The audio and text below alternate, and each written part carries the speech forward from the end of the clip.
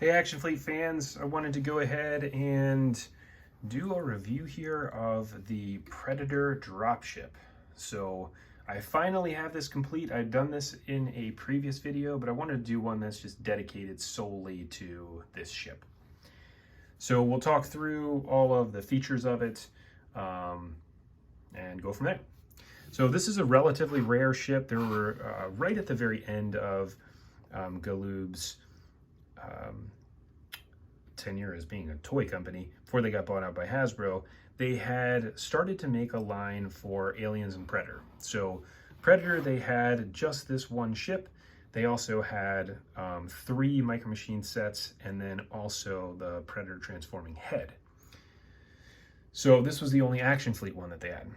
So this guy is really cool. So first, starting with the stand looks awesome. So we can see on here the Predator in red, and then it's got some really cool, just unique features to it. The texture of it is really awesome. This piece is in here pretty good, and that is that. So I really like the stand. So now if we look at the ship itself, so from the front view here, this is essentially how this would fly. And then we can turn it around on the back, and you can see there is some landing gear here that turns. And then you have this. These, for so long, I've been calling them something else. These are thrusters.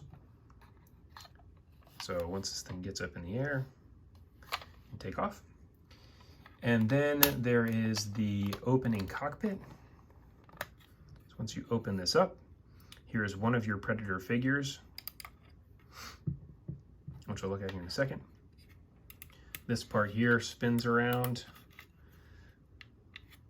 and then you can also see down in here where there is the other Predator figure, and then here's what it looks like from the bottom. So pretty cool, you can actually see him inside there. Now, this bottom portion here is actually really challenging to open. So you can see there's a couple teeth right there. The teeth, as you can see, are really tight up against the edge of this thing. So it's pretty hard to open it. And you kind of have to open it like that so that it doesn't, you don't open it too fast. If you do, so here's a perfect example. You can see this little strut here came off. So that's okay, it's just easy, you clip it back on, not a big deal. And then here's your other Predator figure. And he's got like a little notch in there to be able to have him stand. And so that's what that would look like if it was sitting down.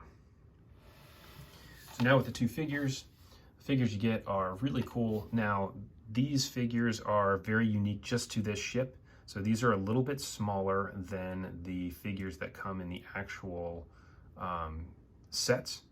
And so you can see here, you got one that has the helmet on and one that has the helmet off.